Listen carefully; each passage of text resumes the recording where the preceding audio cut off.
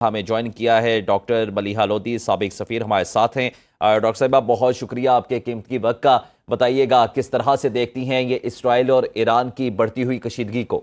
بہت ہی سنگین صورتحال ہے، اور اب خطرہ یہ ہے کہ یہ جنگ طویل ہو سکتی ہے اور یہ جنگ پھیل بھی سکتی ہے۔ پہلے ہی مشرق وسطیٰ میں آپ کو معلوم ہی ہے کہ ایک جنگ جاری ہے جو کہ اسرائیل نے مسلط کی ہے غازہ پہ۔ اب اس کے ساتھ ساتھ اسرائیل نے جو حملہ کیا ایران پہ اور پھر ایران کی جوابی کارروائی، اس سے تو یہی لگتا ہے کہ یہ پورا خطہ جو ہے یہ ڈی اسٹیبلائز ہونے جا رہا ہے۔ اور پھر یہ چیز بھی سامنے آئی کہ لگتا تو یہی ہے کہ امریکہ پوری طرح سے اسرائیل کے ساتھ تھا، ملوث تھا،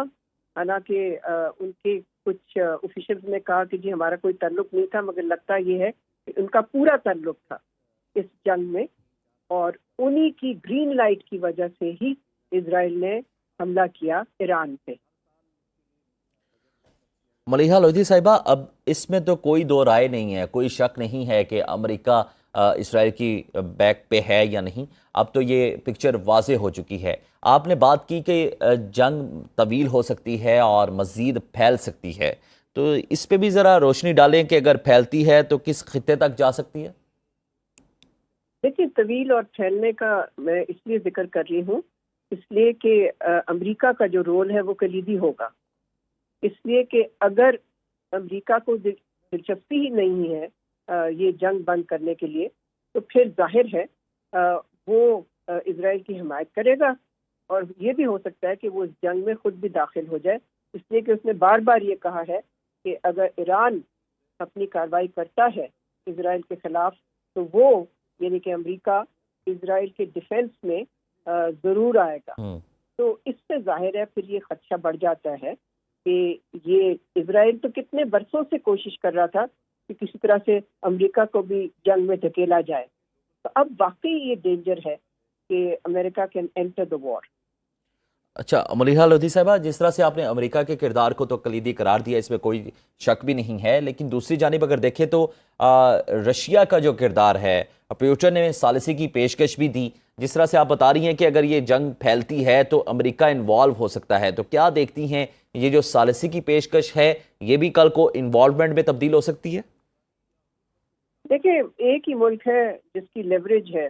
اسرائیل کے ساتھ اور تہران کے ساتھ بھی، اور وہ امریکہ ہے، روس نہیں ہے۔ روس کے وہ تعلقات نہیں ہیں اسرائیل کے ساتھ جو ظاہر ہے امریکہ کے ہیں۔ تو روس ایک طرح سے آپ کہہ سکتے ہیں کہ ہاں اس کا ایک رول پلے کر سکتا ہے، میں لیکن ایران کی جانب سے بات کر رہا ہوں ملیحہ لودھی صاحبہ، ایران کی جانب سے بات کر رہا ہوں کہ اگر نہیں جی، اسرائیل کی سائٹ ایران کی طرف سے جو مرضی ہو، مگر جب تک اسرائیل پہ کوئی دباؤ نہیں ڈالے گا، جو کہ روس اس پوزیشن میں نہیں ہے۔ تو میرا نقطہ تو یہی ہے کہ اگر ایک ہی ملک ہے جس کی اسرائیل سنتا ہے، اور وہ امریکہ ہے، وہ روس نہیں ہے، وہ چین نہیں ہے، تو پھر جس چیز کی ضرورت ہے وہ یہ ہے کہ امریکہ پہ اتنا دباؤ ڈالا جائے، چاہے روس کی طرف سے ہو، چاہے چین کی طرف سے ہو، چاہے اسلامی دنیا کی طرف سے ہو، کہ امریکہ جو ہے پھر وہ جنگ بندی کی طرف جائے اور اسرائیل کو روکے، بجائے اس کے کہ وہ اسرائیل کو بار بار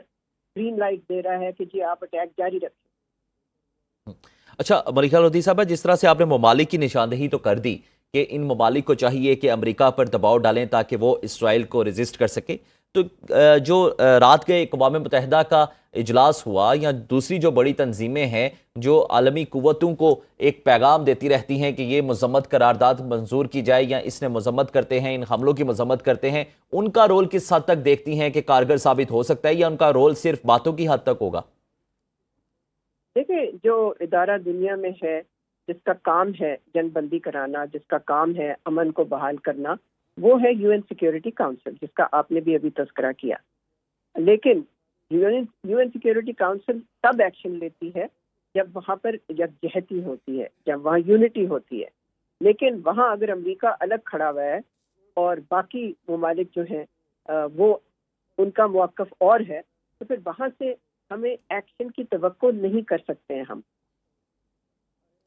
بالکل صحیح ہوگا۔ اچھا ملیحہ لودھی صاحبہ، اگر یہ جنگ مزید آگے چلتی ہے، کشیدگی کی صورتحال مزید بڑھتی جاتی ہے، تو کیا سمجھتی ہیں کہ جو پیوٹن کی جانب سے ثالثی کی پیشکش ہے یقیناً اس کو امریکہ تو کسی حد تک قبول نہیں کرے گا، لیکن کیا یہ ثالثی کی پیشکش کسی حد تک آگے سمجھتی ہیں کہ بینیفیشل ہو سکتی ہے دونوں خطوں میں؟ یہ کیسے ہو سکتا ہے جبکہ اسرائیل کہہ رہا ہے کہ وہ جنگ جاری رکھنا چاہتا ہے، اور اسرائیل کے وہ تعلقات ہی نہیں ہیں، نہ ہی اسرائیل نے کوئی دلچسپی دکھائی ہے کہ کوئی رول پلے کرے میڈیشن کا. تو پھر کیا یہ تو بالکل یعنی کہ یہ تو بات ہو ہی نہیں سکتی نا، یہ پاسبل ہی نہیں ہے. تو ثالثی کی پیشکش جو مرضی کرے، لیکن اگر ایک فریق جو ہے جنگ میں وہ تیار ہی نہیں ہے جنگ بندی پہ، پھر میڈیشن کا کیا فائدہ ہے؟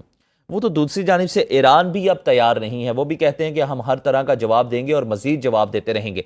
تو کیا سمجھتی ہیں کہ اب جو صورتحال بن گئی ہے اس کو آگے بڑھتے ہوئے آپ کو کیا لگتا ہے کہ کسی حد تک یہ سلسلہ تھمے گا یا اسی طرح سے جاری رہے گا، یا کوئی اور ایسا کردار ہے جو اس میں انوالو ہو سکے، جو ان چیزوں کو سموتھ کر سکے؟ جیسے میں نے پہلے عرض کیا، یہ لگتا یہ ہے کہ یہ طویل جنگ ہو سکتی ہے، اس لیے کہ جب تک امریکہ آمادہ نہیں ہوگا جنگ بندی پہ تب تک اسرائیل اپنی جو ملٹری ایکشن ہے وہ جاری رکھے گا. اور اس نے یہ بھی کہا ہے، بلکہ ایک دفعہ نہیں بار بار کہا ہے کہ وہ جنگ جاری رکھنے میں انٹرسٹڈ ہیں اور وہ جنگ جاری رکھنا چاہتے ہیں. تو اس صورتحال میں تو پھر ظاہر ہے بہت ہی ایک ڈینجرس سچویشن ہے مشرق وسطیٰ میں. اور افسوسناک بات یہ ہے کہ اس سارے قصے میں جیسے کہ غزہ میں بھی او آئی سی نے کوئی کردار نہیں پلے کیا، سوائے الفاظی کارروائی کے انہوں نے کچھ نہیں کیا. یہ تو نہیں ہم ملیحہ لودھی صاحبہ، او آئی سی کا کردار تو بعد میں انڈیویجول مسلم ممالک کا ہی کردار دیکھ لیں کہاں پر نظر آتا ہے سوائے اس کے کہ ہم مذمت کرتے ہیں. جی یہی تو میں عرض کر رہی ہوں کہ او آئی سی تو پھر ظاہر ہے سارے ملک ہیں، طاقت ایک ادارے میں زیادہ ہوتی ہے، انفرادی ملکوں میں کم ہوتی ہے، لیکن دونوں فرنٹس پہ اگر آپ دیکھیں تو بجائے کانڈمنیشن کے، مذمت کے، اسٹیٹمنٹس کے، انہوں نے عملی طور پہ کچھ نہیں کیا، بلکہ کچھ عرب ملک تو شاید ملے ہوئے ہیں اور وہ چاہتے ہیں کہ ایران پہ اور حملہ ہو. ملیحہ لودھی صاحبہ، او آئی سی کا کردار تو بعد میں انڈیویجول مسلم ممالک کا ہی کردار دیکھ لیں کہاں پر نظر آتا ہے سوائے اس کے کہ ہم مذمت کرتے ہیں. جی یہی تو میں عرض کر رہی ہوں کہ او آئی سی تو پھر ظاہر ہے سارے ملک ہیں، طاقت ایک ادارے میں زیادہ ہوتی ہے، انفرادی ملکوں میں کم ہوتی ہے، لیکن دونوں فرنٹس پہ اگر آپ دیکھیں تو بجائے کانڈمنیشن کے، مذمت کے، اسٹیٹمنٹس کے، انہوں نے عملی طور پہ کچھ نہیں کیا، بلکہ کچھ عرب ملک تو شاید ملے ہوئے ہیں اور وہ چاہتے ہیں کہ ایران پہ اور حملہ ہو. بہت شکریہ آپ کا ڈاکٹر ملیحہ لودھی، سابق سفیر ہمارے ساتھ موجود تھیں اور تفصیلاً بات چیت کی.